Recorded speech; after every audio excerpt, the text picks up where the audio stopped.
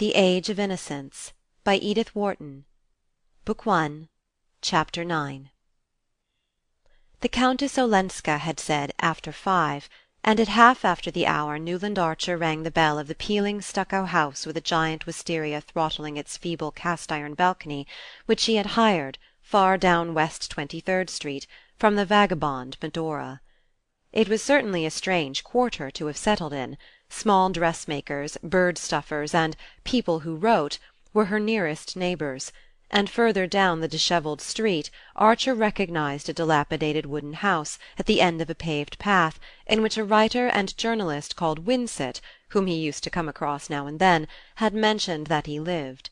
Winsett did not invite people to his house, but he had once pointed it out to Archer in the course of a nocturnal stroll, and the latter had asked himself, with a little shiver, if the humanities were so meanly housed in other capitals. Madame Olenska's own dwelling was redeemed from the same appearance only by a little more paint about the window-frames, and as Archer mustered its modest front he said to himself that the Polish Count must have robbed her of her fortune as well as of her illusions. The young man had spent an unsatisfactory day. He had lunched with the Wellands, hoping afterward to carry off May for a walk in the park. He wanted to have her to himself, to tell her how enchanting she had looked the night before, and how proud he was of her, and to press her to hasten their marriage. But Mrs. Welland had firmly reminded him that the round of family visits was not half over, and when he hinted at advancing the date of the wedding, had raised reproachful eyebrows and sighed out, "12 dozen of everything, hand-embroidered!" Packed in the family landau, they rolled from one tribal doorstep to another, and Archer, when the afternoon's round was over, parted from his betrothed with the feeling that he had been shown off like a wild animal cunningly trapped. He supposed that his readings in anthropology caused him to take such a coarse view of what was, after all, a simple and natural demonstration of family feeling, but when he remembered that the Wellands did not expect the wedding to take place till the following autumn, and pictured what his life would be till then, a dampness fell upon his spirit. "To-morrow," Mrs. Welland called after him, "we'll do the Chiverses and the Dallases," and he perceived that she was going through their two families alphabetically, and that they were only in the first quarter of the alphabet. He had meant to tell May of the Countess Olenska's request, her command, rather, that he should call on her that afternoon, but in the brief moments when they were alone he had had more pressing things to say. Besides, it struck him as a little absurd to allude to the matter. He knew that May most particularly wanted him to be kind to her cousin. Was it not that wish which had hastened the announcement of their engagement? It gave him an odd sensation to reflect that, but for the Countess's arrival, he might have been, if not still a free man, at least a man less irrevocably pledged. But May had willed it so, and he felt himself somehow relieved of further responsibility, and therefore at liberty, if he chose, to call on her cousin without telling her. As he stood on Madame Olenska's threshold, curiosity was his uppermost feeling. He was puzzled by the tone in which she had summoned him. He concluded that she was less simple than she seemed. The door was opened by a swarthy foreign-looking maid, with a prominent bosom under a gay neckerchief, whom he fancied vaguely to be Sicilian. She welcomed him with all her white teeth, and answering his enquiries by a headshake of incomprehension, led him through the narrow hall into the low firelit drawing-room. The room was empty, and she left him, for an appreciable time, to wonder whether she had gone to find her mistress, or whether she had not understood what he was there for, and thought it might be to wind the clock, of which he perceived that the only visible specimen had stopped. He knew that the southern races communicated with each other in the language of pantomime, and was mortified to find her shrugs and smiles so unintelligible. At length she returned with a lamp, and Archer, having meanwhile put together a phrase out of Dante and Petrarch, evoked the answer, "La signora è fuori, ma verrà subito," which he took to mean, "She's out, but you'll soon see." What he saw meanwhile with the help of the lamp was the faded shadowy charm of a room unlike any room he had known. He knew that the Countess Olenska had brought some of her possessions with her, bits of wreckage she called them, and these, he supposed, were represented by some small slender tables of dark wood, a delicate little Greek bronze on the chimney-piece, and a stretch of red damask nailed on the discoloured wall-paper behind a couple of Italian-looking pictures in old frames. Newland Archer prided himself on his knowledge of Italian art. His boyhood had been saturated with Ruskin, and he had read all the latest books, John Eddington Symonds, Vernon Lee's Euphorion, the essays of P.G. Hamerton, and a wonderful new volume called The Renaissance by Walter Pater. He talked easily of Botticelli, and spoke of Fra Angelico with a faint condescension. But these pictures bewildered him, for they were like nothing that he was accustomed to look at, and therefore able to see, when he travelled in Italy. And perhaps also his powers of observation were impaired by the oddness of finding himself in this strange empty house, where apparently no one expected him. He was sorry he had not told May Welland of Countess Olenska's request, and a little disturbed by the thought that his betrothed might come in to see her cousin. What would she think if she found him sitting there with the air of intimacy implied by waiting alone in the dusk at a lady's fireside? But since he had come he meant to wait, and he sank into a chair and stretched his feet to the logs. It was odd to have summoned him in that way and then forgotten him, but Archer felt more curious than mortified. The atmosphere of the room was so different from any he had ever breathed that self-consciousness vanished in the sense of adventure. He had been before in drawing-rooms hung with red damask, with pictures of the Italian school. What struck him was the way in which Medora Manson's shabby hired house, with its blighted background of pampas grass and Rogers statuettes, had, by a turn of the hand and the skilful use of a few properties, been transformed into something intimate, foreign, subtly suggestive of old romantic scenes and sentiments. He tried to analyze the trick, to find a clue to it in the way the chairs and tables were grouped, in the fact that only 2 Jacqueminot roses, of which nobody ever bought less than a dozen, had been placed in the slender vase at his elbow, and in the vague pervading perfume that was not what one put on handkerchiefs, but rather like the scent of some far-off bazaar, a smell made up of Turkish coffee and ambergris and dried roses. His mind wandered away to the question of what May's drawing-room would look like. He knew that Mr. Welland, who was behaving very handsomely, already had his eye on a newly built house in East 39th Street.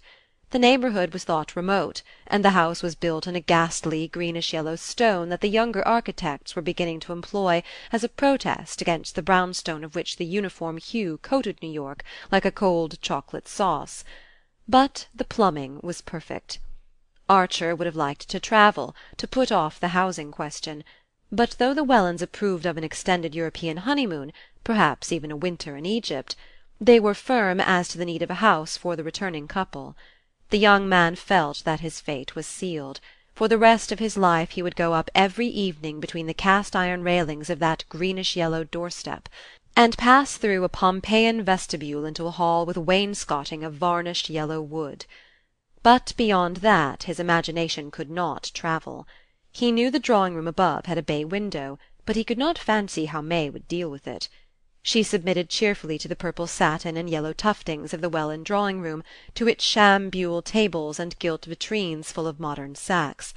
He saw no reason to suppose that she would want anything different in her own house, and his only comfort was to reflect that she would probably let him arrange his library as he pleased, which would be, of course, with sincere Eastlake furniture and the plain new bookcases without glass doors. The round-bosomed maid came in, drew the curtains, pushed back a log, and said consolingly, "Vera, Vera." When she had gone, Archer stood up and began to wander about. Should he wait any longer? His position was becoming rather foolish. Perhaps he had misunderstood Madame Olenska. Perhaps she had not invited him after all. Down the cobble-stones of the quiet street came the ring of a stepper's hoofs. They stopped before the house, and he caught the opening of a carriage door. Parting the curtains, he looked out into the early dusk. A street lamp faced him, and in its light he saw Julius Beaufort's compact English brougham, drawn by a big roan, and the banker descending from it and helping out Madame Olenska. Beaufort stood, hat in hand, saying something which his companion seemed to negative. Then they shook hands, and he jumped into his carriage while she mounted the steps. When she entered the room she showed no surprise at seeing Archer there. Surprise seemed the emotion that she was least addicted to. "How do you like my funny house?" she asked. "To me it's like heaven." As she spoke she untied her little velvet bonnet and, tossing it away with her long cloak, stood looking at him with meditative eyes. "You've arranged it delightfully," he rejoined, alive to the flatness of the words, but imprisoned in the conventional by his consuming desire to be simple and striking. "Oh, it's a poor little place. My relations despise it. But at any rate it's less gloomy than the van der Luydens." The words gave him an electric shock, for few were the rebellious spirits who would have dared to call the stately home of the van der Luydens gloomy.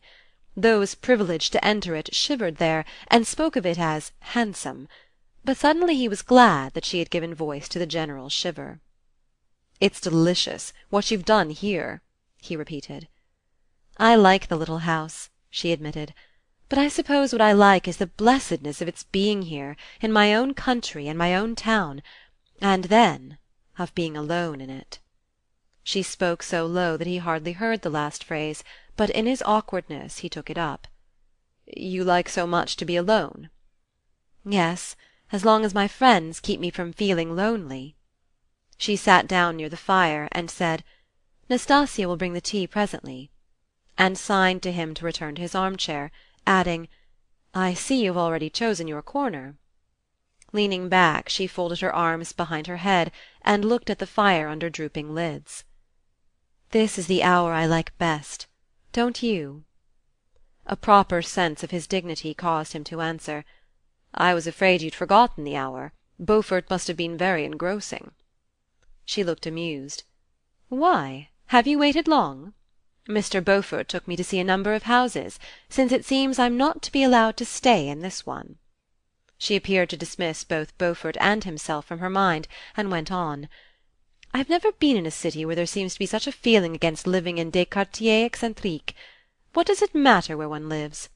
I'm told this street is respectable." "It's not fashionable." "Fashionable?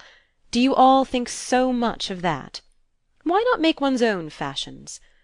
But I suppose I've lived too independently. At any rate, I want to do what you all do. I want to feel cared for and safe." He was touched, as he had been the evening before when she spoke of her need of guidance. "That's what your friends want you to feel. New York's an awfully safe place," he added with a flash of sarcasm. "Yes, isn't it? One feels that," she cried, missing the mockery. "Being here is like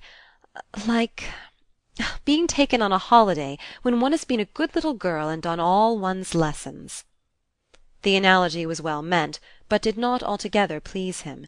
He did not mind being flippant about New York, but disliked to hear anyone else take the same tone. He wondered if she did not begin to see what a powerful engine it was, and how nearly it had crushed her. The Lovell Mingotts' dinner, patched up in extremis out of all sorts of social odds and ends, ought to have taught her the narrowness of her escape, but either she had been all along unaware of having skirted disaster, or else she had lost sight of it in the triumph of the van der Luyden evening. Archer inclined to the former theory. He fancied that her New York was still completely undifferentiated, and the conjecture nettled him. "Last night," he said, "New York laid itself out for you. The van der Luydens do nothing by halves." "No. How kind they are! It was such a nice party.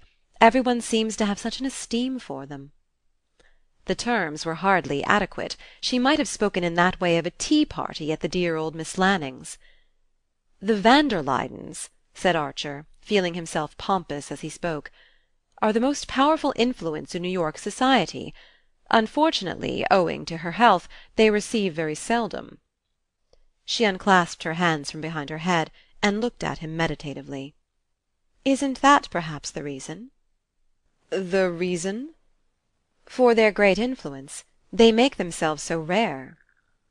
He coloured a little, stared at her, and suddenly felt the penetration of the remark. At a stroke she had pricked the van der Luydens and they had collapsed.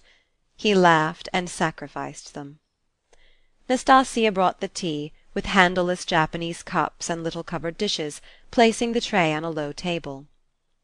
"But you'll explain these things to me. You'll tell me all I ought to know," Madame Olenska continued, leaning forward to hand him his cup. "It's you who are telling me. opening my eyes to things I'd looked at so long that I'd ceased to see them." She detached a small gold cigarette-case from one of her bracelets, held it out to him, and took a cigarette herself. On the chimney were long spills for lighting them. "Ah, then we can both help each other. But I want help so much more.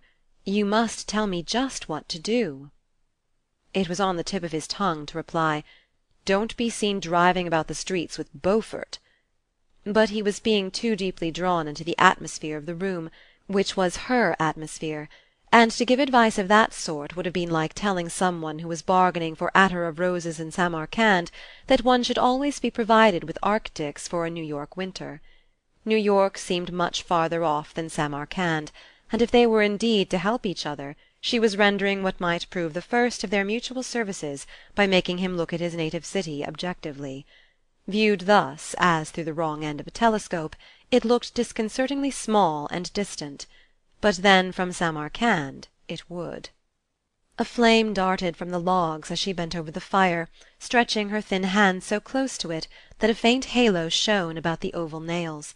The light touched to russet the rings of dark hair escaping from her braids, and made her pale face paler. "There are plenty of people to tell you what to do," Archer rejoined, obscurely envious of them. "Oh, all my aunts? And my dear old granny?" She considered the idea impartially. "They're all a little vexed with me for setting up for myself, poor granny especially. She wanted to keep me with her. But I had to be free." He was impressed by this light way of speaking of the formidable Catherine, and moved by the thought of what must have given Madame Olenska this thirst for even the loneliest kind of freedom. But the idea of Beaufort gnawed him. "I think I understand how you feel," he said. "Still, your family can advise you, explain differences, show you the way." She lifted her thin black eyebrows. "Is New York such a labyrinth? I thought it so straight up and down, like Fifth Avenue, and with all the cross streets numbered." She seemed to guess his faint disapproval of this, and added, with the rare smile that enchanted her whole face, "If you knew how I like it for just that, the straight up and downness, and the big honest labels on everything." He saw his chance. "Everything may be labelled, but everybody is not." "Perhaps. I may simplify too much, but you'll warn me if I do." She turned from the fire to look at him.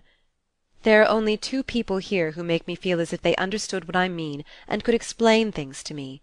You and Mr. Beaufort." Archer winced at the joining of the names, and then, with a quick readjustment, understood, sympathized, and pitied. So close to the powers of evil she must have lived that she still breathed more freely in their air. But since she felt that he understood her also, his business would be to make her see Beaufort as he really was, with all he represented, and abhor it. He answered gently, "I understand. But just at first don't let go of your old friend's hands. I mean the older women, your Granny Mingott, Mrs. Welland, Mrs. van der Luyden. They like and admire you. They want to help you." She shook her head and sighed. "Oh, I know. But on condition that they don't hear anything unpleasant. Aunt Welland put it in those very words when I tried. Does no one want to know the truth here, Mr. Archer? The real loneliness is living among all these kind people who only ask one to pretend."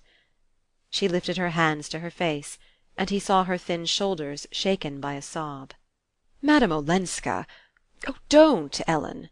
he cried, starting up and bending over her. He drew down one of her hands, clasping and chafing it like a child's, while he murmured reassuring words, but in a moment she freed herself, and looked up at him with wet lashes. "Does no one cry here either? I suppose there's no need to, in heaven," she said, straightening her loosened braids with a laugh, and bending over the tea-kettle. It was burnt into his consciousness that he had called her Ellen, called her so twice, and that she had not noticed it.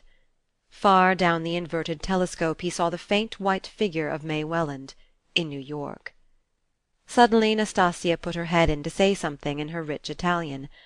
Madame Olenska, again with a hand at her hair, uttered an exclamation of assent, a flashing "Già, già," and the Duke of St. Austrey entered, piloting a tremendous black-wigged and red-plumed lady in overflowing furs.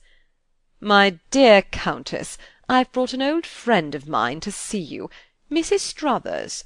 She wasn't asked to the party last night, and she wants to know you." The Duke beamed on the group, and Madame Olenska advanced with a murmur of welcome toward the queer couple. She seemed to have no idea how oddly matched they were, nor what a liberty the Duke had taken in bringing his companion, and to do him justice, as Archer perceived, the Duke seemed as unaware of it himself. "Of course I want to know you, my dear," cried Mrs. Struthers in a round rolling voice that matched her bold feathers and her brazen wig. "I want to know everybody who's young and interesting and charming. And the Duke tells me you like music. Didn't you, Duke? You're a pianist yourself, I believe. Well, do you want to hear Sarasate play to-morrow evening at my house? You know I've something going on every Sunday evening. It's the day when New York doesn't know what to do with itself, so I say to it, 'Come and be amused.' And the Duke thought you'd be tempted by Sarasate. You'll find a number of your friends." Madame Olenska's face grew brilliant with pleasure. "How kind! How good of the Duke to think of me!" She pushed a chair up to the tea-table, and Mrs. Struthers sank into it delectably. "Of course I shall be too happy to come." "That's all right, my dear. And bring your young gentleman with you." Mrs. Struthers extended a hail-fellow hand to Archer. "I can't put a name to you, but I'm sure I've met you. I've met everybody, here or in Paris or London. Aren't you in diplomacy? All the diplomats come to me. You like music too? Duke, you must be sure to bring him." The Duke said, "Rather," from the depths of his beard, and Archer withdrew with a stiffly circular bow that made him feel as full of spine as a self-conscious schoolboy among careless and unnoticing elders. He was not sorry for the dénouement of his visit. He only wished it had come sooner, and spared him a certain waste of emotion. As he went out into the wintry night, New York again became vast and imminent, and May Welland the loveliest woman in it. He turned into his florist to send her the daily box of lilies of the valley, which, to his confusion, he found he had forgotten that morning. As he wrote a word on his card and waited for an envelope, he glanced about the embowered shop, and his eye lit on a cluster of yellow roses. He had never seen any as sun-golden before, and his first impulse was to send them to May instead of the lilies. But they did not look like her. There was something too rich, too strong in their fiery beauty. In a sudden revulsion of mood, and almost without knowing what he did, he signed to the florist to lay the roses in another long box, and slipped his card into a second envelope, on which he wrote the name of the Countess Olenska, and then, just as he was turning away, he drew the card out again, and left the empty envelope on the box. "They'll go at once?" he inquired, pointing to the roses. The florist assured him that they would. End of chapter 9.